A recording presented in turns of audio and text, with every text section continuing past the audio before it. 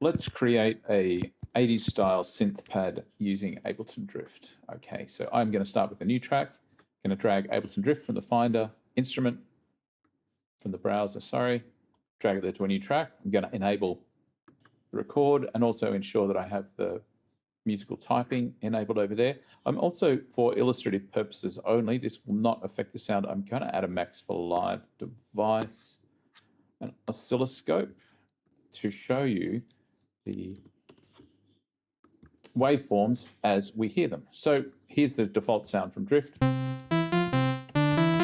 Not too bad, but it's not what we're looking for. So let's progress. If I turn the second oscillator off, we will hear a single oscillator, a sawtooth oscillator as illustrated here. You can see it both here, and also there's a little, it's a static oscilloscope down the bottom here. Now I want to show you the sound of the second oscillator. It's a sine wave, darker, rounder sound, very little in the way of harmonics. And you can see that's reflected down here as well. I'm going to turn them both on and we will hear that. It's a mixture of the two, a bit bright and a bit buzzy with a little bit of roundness. I'm going to turn oscillator 1 down by a few dB so that the same volume. From here, let's look at refining the envelopes. It's going to be a pad with a soft envelope at the start, which will be achieved using, rather than, we could use the attack like this. Set it to 2 seconds, so it takes 2 seconds to fade in from silence to the loudest point of the sound. But what I want to look at instead is resetting that 1 millisecond and using this envelope here, which is controlling, be achieved using, rather than, we could use the attack like this. Set it to 2 seconds, so it takes 2 seconds to fade in from silence to the loudest point of the sound. But what I want to look at instead is resetting that 1 millisecond and using this envelope here, which is controlling the filter. Envelope 2, you can see the frequency mod here is set. Envelope 2, I'm going to set it to 100% being modulated by this.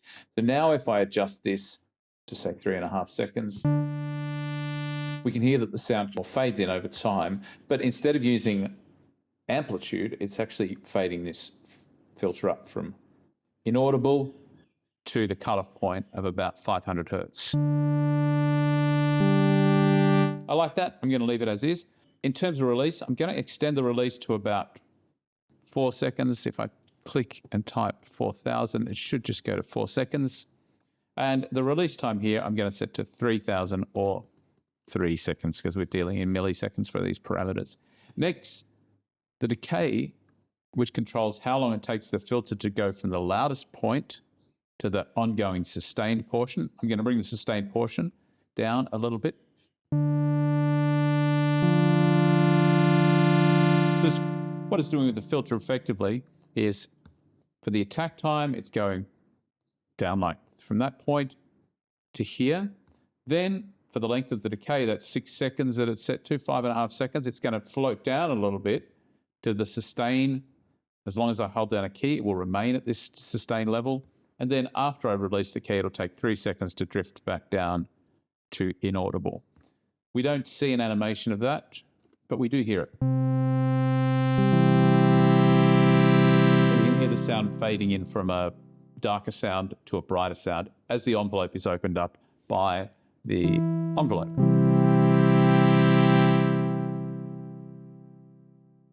I'm going to give it a little bit of resonance just so that is more audible. Not as much, not that much, so that I can hear the resonant. That really illustrates the movement of the filter cutoff point nicely as modulated by the attack. I'm going to select filter type 2. It's a little bit gentler in terms of frequency roll-off. You can see the 2 here. This one has less, it's gentler in terms of sonics. You'd call that a gentler slope, but this is a more pronounced slope rather. And the resonance on this can be a little bit more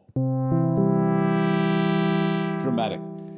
So we can hear the action of the filter. We're going to increase the noise oscillator, and you'll hear as I bring that up, it goes from no noise. allows the filter to grab onto the noise oscillator and make it more pronounced in our hearing. You can hear that characteristic noise sweep into a filter. If I was to turn these filters off, you'd actually hear it and see it quite clearly what's happening to the filter.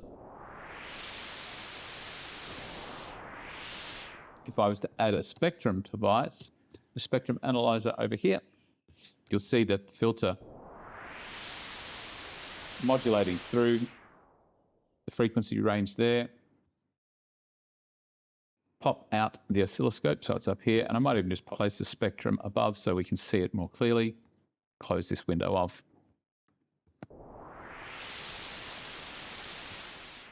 So it's modulating. If I reduce this, you can see that it's modulating up from a lower point. If I increase the resonance, you'll see a clearer peak as that moves up. Going to refine the settings over here. It doesn't affect the sound. Rather than making it auto, I'm just going to make it about the last 90 decibels of dynamic range. You can see a nice filter sweep as we have created using the attack, decay, and sustain parameters to control this frequency cutoff because it's set to 100%. If this was set to 0, we wouldn't hear any modulation of the frequency. As I increase this, the frequency modulation is increased.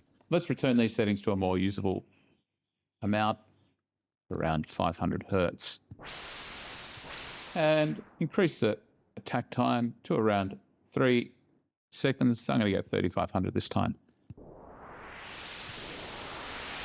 And using this instead of the standard attack, decay, sustain, release for the envelope. So it's creating an envelope using a spectral sweep of this frequency. I'm going to set the key setting for the filter to 100%. What this does is it changes or modulates the frequency cutoff point depending on the incoming MIDI note. So if it's a lower pitched MIDI note, it will be lower than 500 hertz. If it's above middle C, it will be above here. So it's basically changing this cutoff point depending on the pitch of the incoming note. So when we play a higher note, we'll have a higher frequency cutoff point. When we play a lower note, the frequency cutoff point is again modulated or changed down according to this setting. I'm going to set it all the way up to 1. So the frequency of the filter is actually now tracking the actual pitch of the notes as they come in. A few other things we're going to do. First is I'm going to detune this oscillator so that they're slightly out of tune with each other, which will create a richer sound. If I go all the way here, that's 7 semitones of detune creates 2 notes. I'm only playing 1 note here, but you can hear 2. 7 semitones apart. I'm going to reduce it so it's very slight at a few cents. Doing so, you'll notice in the oscilloscope, it shows you, I'm going to set it to 0 now. There's not a lot of movement there. If I turn the drift parameter off, there should be even less. But as I bring up the detune parameter, you'll notice, let's do it in real time. It creates more movement and interest in the sound. So that's static movement, but it still creates a dynamic oscillation. I'm going to use this drift parameter, which in Ableton Drift changes the pitch of the 2 oscillators in a random way, and it drifts over time, hence the name of the synthesizer. The idea is that it then, in turn, emulates the oscillators of an older analog synthesizer, which were generally known to be quite unstable, and they would drift against each other. One of the things that makes analog synthesizers desirable. A little bit of drift goes a long way, so we've got quite a bit there.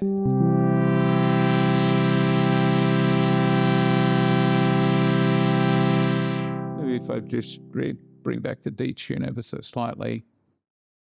I'm going to change it from poly mode. This is still a polyphonic mode.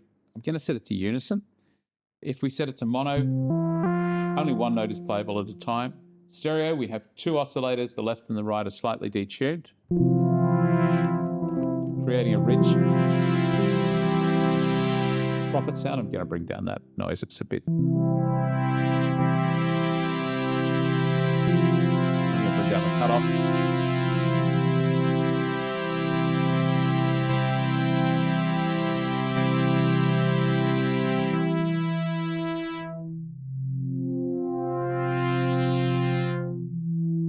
Maybe I might bring back this frequency modulation. It's too dramatic.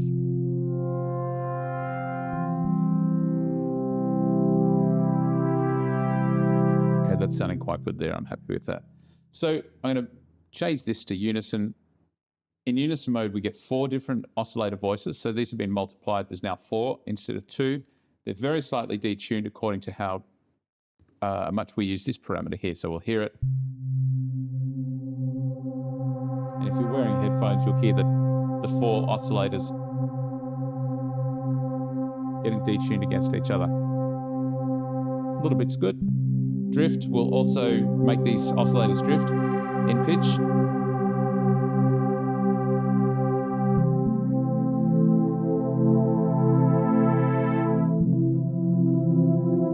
I'm actually quite happy with the way that's come together now. We can change the cutoff point depending on how dark I want the sound to be. We've got quite a respectable Synthwave, reminiscent of an old Prophet synthesizer. You can hear clearly how this modulation is allowing frequency to be changed over time. You can hear it goes up to this point, then it comes down to a stable point.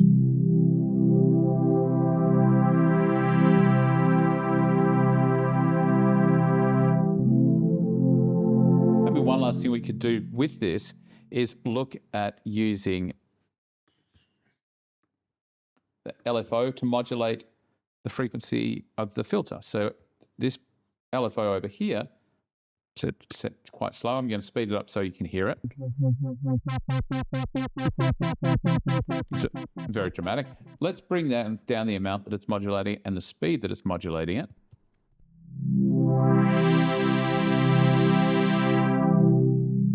And we're hearing that cutoff frequency is being modulated now by this LFO. I'm going to change the wave shape of this to wandering. So it's just randomly going to wander about. I'm not going to set it too high. I'm actually going to reduce the modulation over here.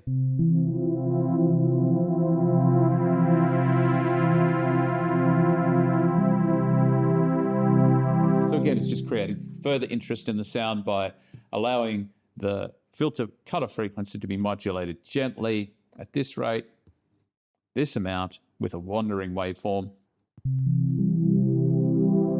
When you hear the synth gets into the sustained portion of the sound, it's quite a pleasant, wandering, drifty sound.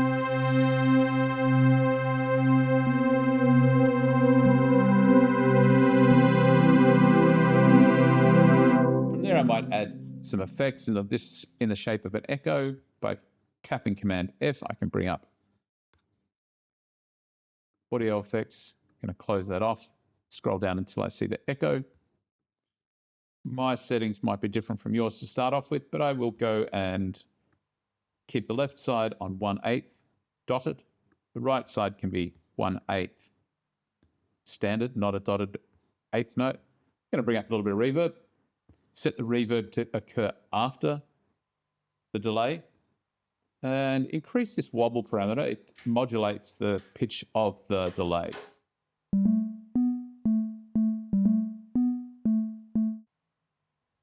And by bringing up that wobble, you'll notice that the delays are unstable and detuned a lot. I'm going to bring it back so it's more subtle.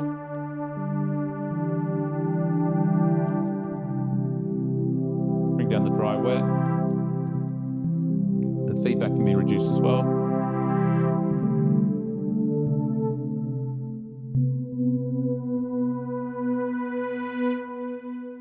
It's quite a bassy sound, so I might go in here and reduce the amount of low frequency content quite a bit.